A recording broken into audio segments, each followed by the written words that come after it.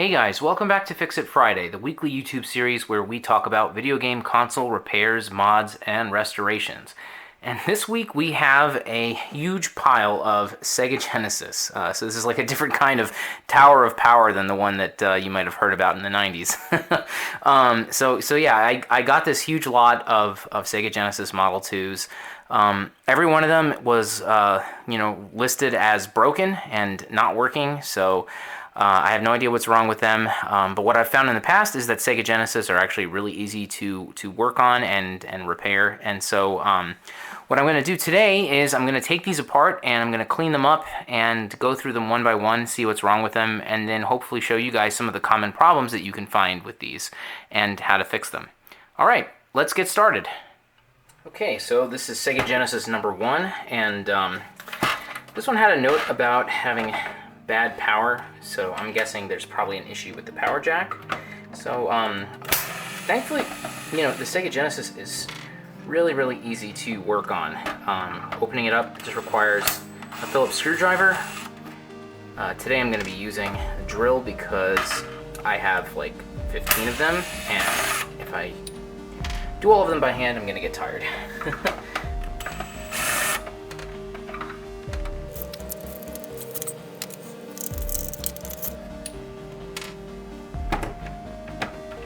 Okay, so once those 4 screws are out, you just lift it up, and there's a lot of different revisions of these boards, but thankfully disassembly is the same pretty much for all of them. You just gotta find a screw, and as soon as you do, just remove it.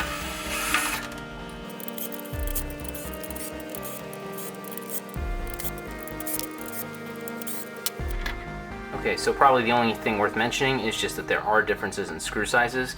So you'll see that the smallest screws connect the motherboard to the plastic.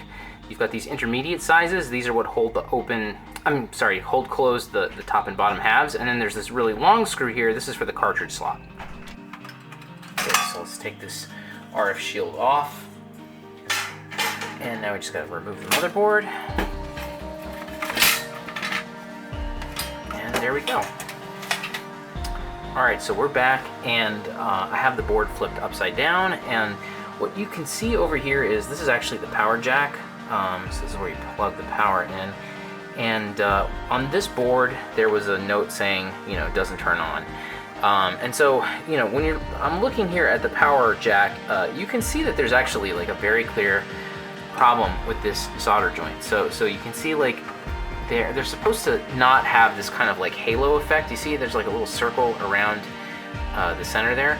So my guess is that there's just a loose connection over here that the solder has broken, and that's why we're not getting a good connection. So all I gotta do probably to fix this console is just take a little bit of solder. We're gonna reflow all 3 of these with some fresh solder.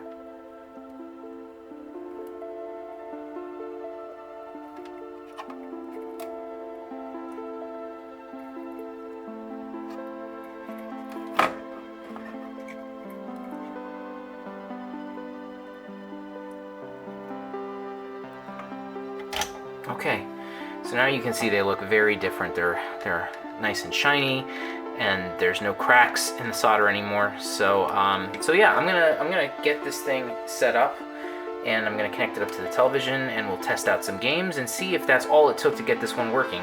If not, there might be some other issues. Sometimes there are similar kinds of problems with the controller ports.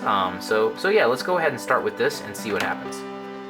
Alright, so I've got my test rig all set up, and I've got, my power hookups and cables there. I'm using my Mega SD because it makes it very easy to test out the controllers, just because a lot of times these go bad as well. And then I just have some wireless controllers plugged in, again, for quick testing. So we're going to go ahead and power it on, and yeah, okay, it's powering on right away. So that fix definitely took care of the power jack. And so yeah, now I'm just going to test out the controller inputs and make sure that everything is working there too.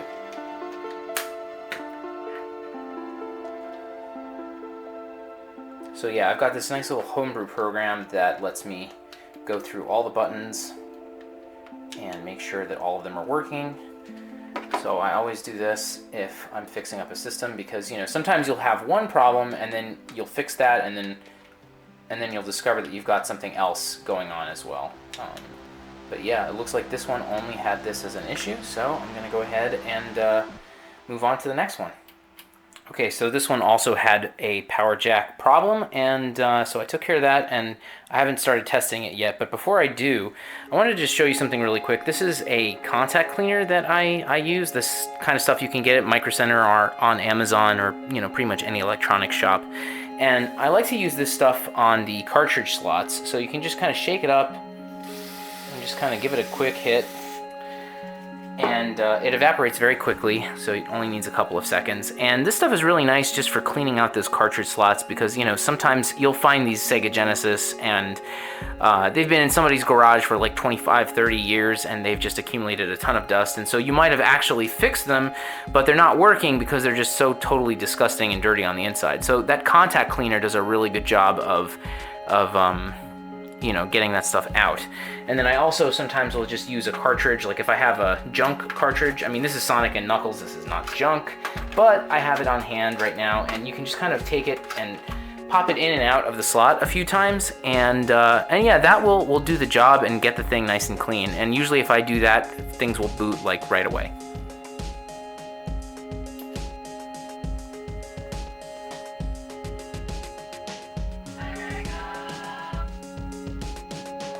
Alright, so now I'm on my 5th Sega Genesis repair, and finally I found something a little bit different.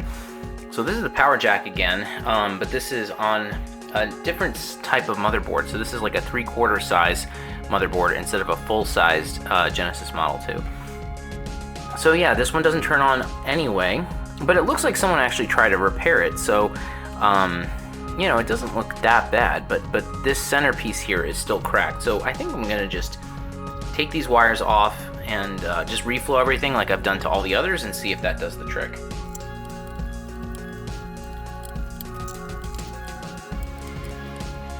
So yeah, this is kind of a big mess. I gotta clean this up. But for right now, I'm just trying to get all the fresh solder in there. This is definitely not how I want to leave it, but I'm gonna go ahead and get my either desoldering braid or my gun, clean that up, and then come back and we'll see if that does the trick. Okay, so removing those wires and just reflowing the power jack was all that was needed for this one too. So right now we're at about 5 consoles, and yeah, I'm gonna keep going and see how many more I can resurrect from the dead. Alright, back in a second. Okay, so I finally found one with a different kind of problem, and this one has issues with the controller ports. So I think player 2 is fine, but with player 1 you don't really get any kind of button presses that are recognized at all. So to fix this, what you want to do is first start by cleaning out the ports. So I'm going to just do that, and again, this is with that contact cleaner that I was using beforehand. And then the second thing that you want to do is come in and reflow all of these pins. So these 9 pins here, they connect to those pins in the controller port. So you could start with this. Most of the time, cleaning the port and then reflowing solder onto these is usually enough to get things going.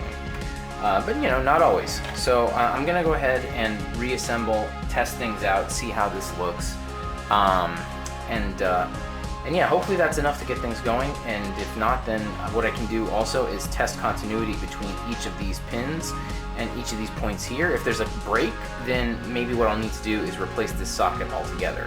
Occasionally you'll have problems too from these pins over to here, to this like resistor pack that's connected up here. That's less common, so I'm hoping it's just going to be a quick and simple fix like most of these Sega Genesis have been. Alright, so this is the last Genesis that I need to work on, and this one actually doesn't have issues with the power jack, nor does it have any problems with the controller ports, but it does have issues with the power switch itself and with the reset button. So I think there's something kind of like gunked up in there, so the movement of this isn't so great, and here's the reset button here too, just for you to see.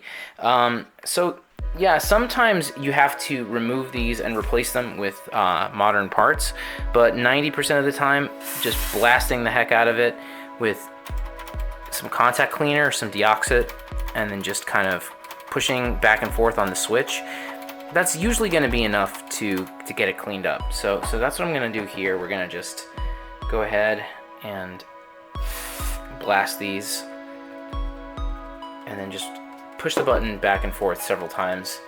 And now I've got to wait a couple minutes for this stuff to dry. Well, maybe about like a minute or two for it to dry off completely. But once it's dried, then we'll try it out and we'll see if this console's, working again.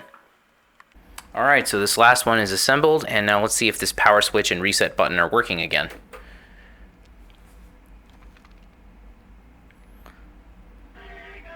Okay, looks good to me. I'm just gonna hit reset.